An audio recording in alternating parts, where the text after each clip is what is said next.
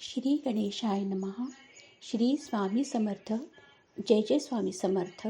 ओम श्री परमात्मने नमः. आज आपण इथे सेवेसाठी संत तुकाराम महाराज यांचा एक अभंग घेतलेला आहे. अभंग. निंदी कोणी मारी, बंदी कोणी पूजा करी.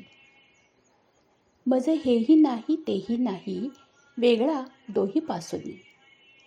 निंदी कोणी मारी, बंदी कोणी पूजा करी. मज हेही नाही तेही नाही, वेगळा दोही पासोनी.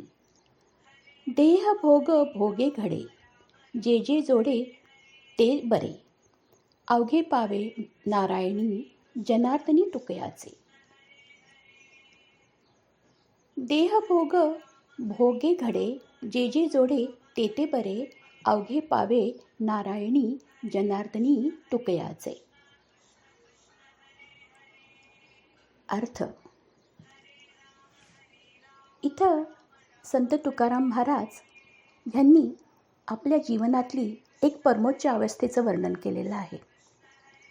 साधारणत आपली कोणी स्तुती केली तर आपल्याला खूप मनापासून आनंद होतो, पण जर आपली कोणी निंदा केली तर मात्र आपल्याला ती सहन होत नाही. ती निंदा आपल्या मनाला खूप लागते. मग अशा वेळेस माणूस दुःखी होतो. पण तुकाराम महाराज याच गोष्टीला अतिशय वेगळ्या आध्यात्मिक दृष्टिकोनातून बघतात. हा त्यांचा विशाल दृष्टिकोन आहे.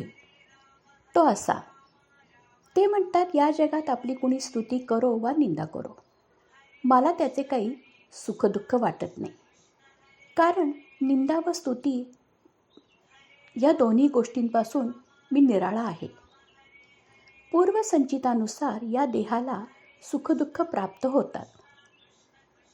ते देहभोग मी निमूटपणे भोगतो.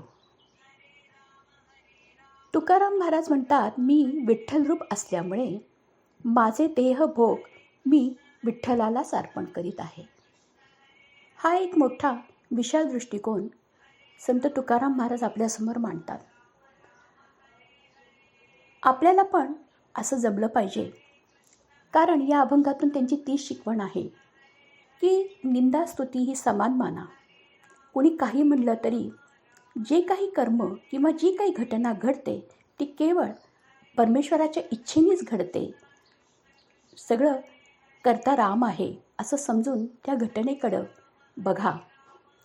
स्तुती सगळ्यांनाच आवडते, पण कदाचित निंदा जर झाली तर तीही प्रारब्धानुसार झाली आहे. आणि ती निंदा सहन जर नाही झाली तर आपल्या सद्गुरूंच्या पायी, भगवंताच्या पायी ती निंदा त्यांना अर्पण करा. म्हणजे आपल्या मनावर त्याचे ओझे राहणार नाही. संत तुकाराम महाराज इथे ही एक मोठी शिकवण आपल्याला इथे देत आहेत. श्री स्वामी समर्थ. जय जय स्वामी समर्थ.